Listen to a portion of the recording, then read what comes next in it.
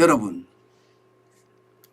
정부가 윤석열 정부가 물가대책을 발표를 했습니다. 핵심은 예상대로예요. 관세를 낮추고 부가세를 낮춘다. 정부의 세수가 획기적으로 줄어들지 않는 범위 내에서 좀 낮춘다 이런 얘기예요. 핵심은 이거거든요. 식품 원료 7종 관세율 인하를 했는데 0%로 내렸습니다. 0%. 식품 원료 관세율 0%. 물론 식품 원료만 내린 것은 아닙니다. 뭐 식품 원료 7종이라는 게 보시다시피 대두유, 해바라기 씨유, 돼지고기가 들어가 있습니다. 돼지고기, 밀가루, 계란 가공품, 사료용 건체류 이렇게 포함이 되어 있습니다. 그리고 원자재는 7개 품목에 대해서 내렸는데 나프타용 원유, 산업용 요소, 망간 메탈, 이게 망간 메탈 맞죠?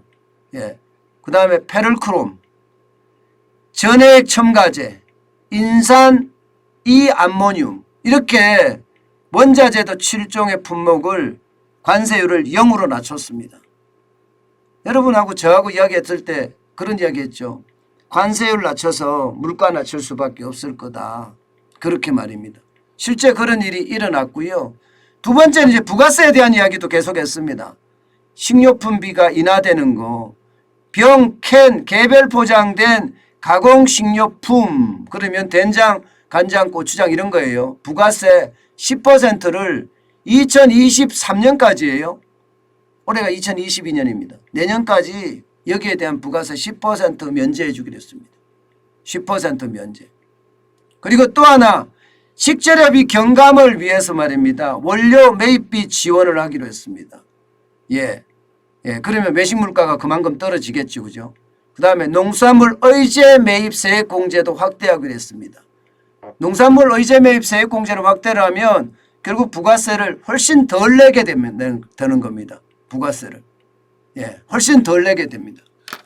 자, 이거를 보면 여러분, 이걸로 봤을 때는 여러분하고 저하고 이야기했던 뭐 기업의 비용을 줄여주는 거는 그 다음 차례로 이제 갈 거라고 저는 이야기를 했지만 세금을 가지고 할 수 있는 방법은 관세나 부가세밖에 없다. 그렇게 말씀을 드렸는데 실제 이제 그렇게 물가를 낮추겠다 이렇게 이야기를 하고 있어요. 이것을 잘 보면 말입니다. 저는 이런 거를 볼 때마다 굉장히 유심하게 아주 유심히 봅니다. 이들이 진짜 정책을 잘 짰는지 아니면 또 주먹구구식으로 그렇게 짰는지를 굉장히 냉철하게 들여다봅니다.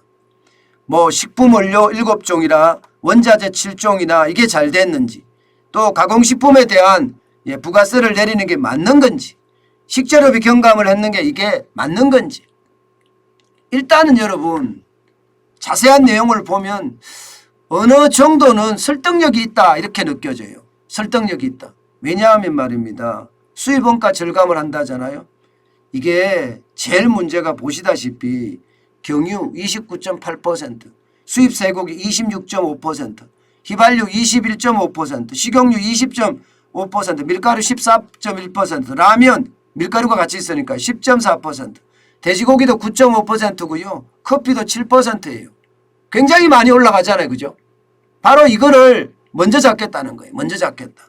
뭐 충분히 이유가 있어요. 또 하나를 보면요. 이게 원자재 관세율 자체를 완전히 인하하는 돼지고기 25% 완전히 인하. 전해액 첨가제 6.5% 인하. 이게 대두유부터 시작해서 식용유 관련해서 5% 없애고 밀가루 3% 없애고 망간 메탈 2% 없애고 나프타용 원유 0.5% 없애고 이게 왜 없앨까요? 결국 전체적으로 봤을 때는 수입 물가를 떨어뜨려 보겠다는 거잖아요. 수입 물가가 너무 올라가니까. 그죠? 4월 달에 35%예요. 3월 달에 35.5%고요. 수입 물가가 안 떨어져요. 수입 물가가. 이 수입 물가를 떨어뜨리는 게 여러분 제가 말씀드렸다시피 예, 결국은 관세 인하하는 방법밖에 없다는 이야기를 했습니다. 그거 하고 있습니다. 또 하나 하고 있는 게 있죠, 여러분. 또 하나 하고 있는 게. 제가 여기는 그 그래프를 집어넣지 않았지만 환율 지금 떨어뜨리잖아요. 환율. 그죠?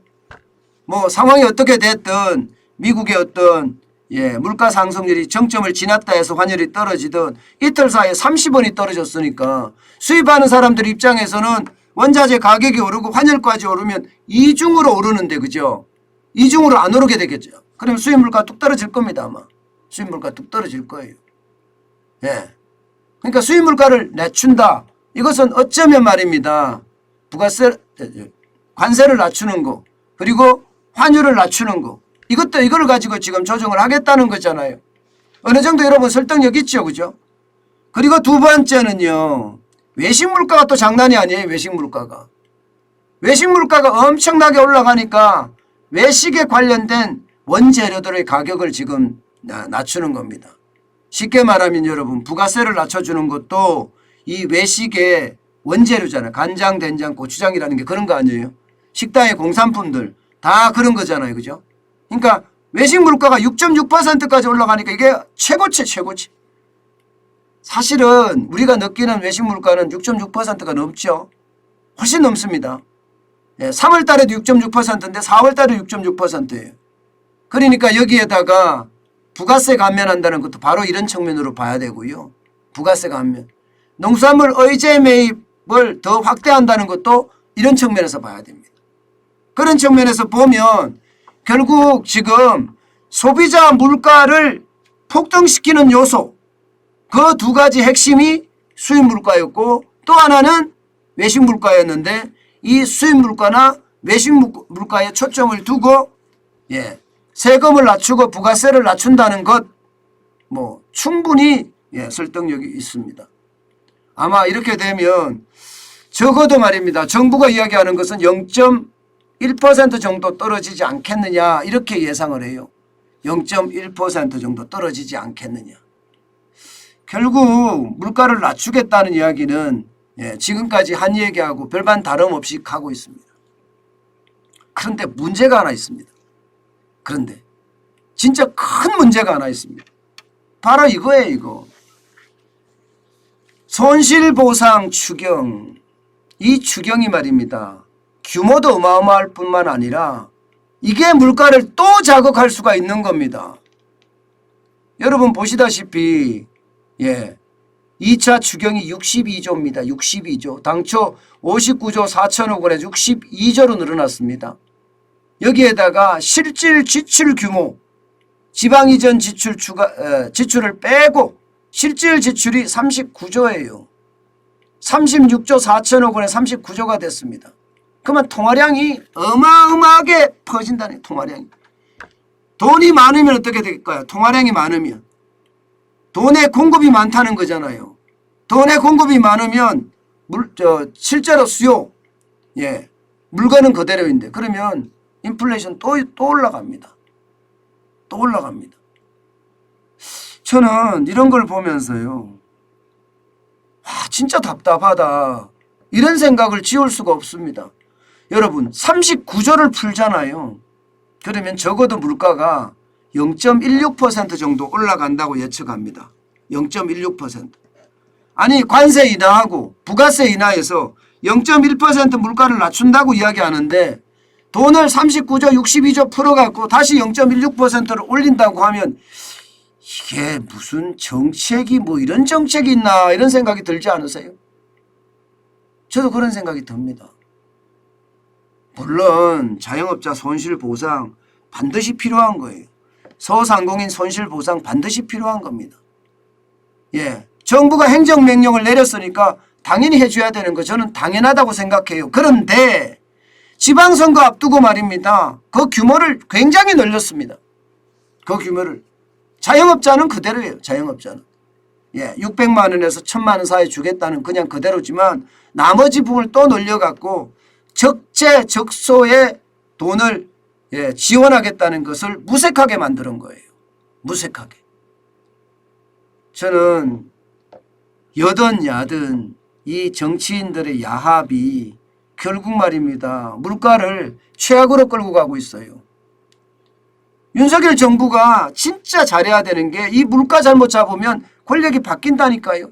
물가가 지금 안 그래도 지금 4.8%라는 물가는 통계청에서 조사한 거라서 이게 정확하냐 안 하냐 여기에 대한 논란도 많거든요. 지금 이거 뚫었다 이미 4.8%. 현장에 나가봐라. 여러분들이 직접 느껴봐라. 이렇게 이야기하면 다르거든요. 다르거든요. 제가 오죽했으면 물가 못 잡으면 정권도 바뀐다는 걸 제목을 이렇게 썼겠습니까? 오죽했으면. 실제입니다 이거. 이렇게 일어납니다. 호주도 그렇게 바뀌었잖아요. 오스트레일리아 말입니다. 노동당으로 정권이 바뀌었어요. 물가가 올라가면 물가가 그냥 5.1%인가 그랬습니다. 저는 이 정책이라는 게 이렇게 엇박자로 아직까지 제가 뒤죽박죽이라는 표현은 안 쓰겠습니다.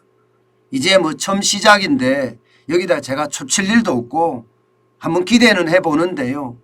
문제는 물가대책이라고 발표를 했는데 그 외에도 물가대책 뭐 재산세 낮춰준다 뭐 서민생활 돈 지원한다 그건 물가대책하고 제가 상관없기 때문에 서민생활 안정대책 중에 그 부분은 제가 뺐습니다. 제가 세금하고 물가하고 관련된 부분만 뽑아서 한 건데 그만큼 정책의 엇박자가 좀 있는 것 아닌가 저는 그런 생각 해봅니다. 저는 이 추경이 자칫 독이 될 수도 있다. 물가가 많이 올라가면 올라가는 만큼 이거는 사회적 혼란까지도 제가 가져온다고 말씀을 드리잖아요. 여기에 대한 집중 윤석열 정부는 그 어느 때보다 물가 안정에 집중하는 거 빨리빨리 진행해야 됩니다.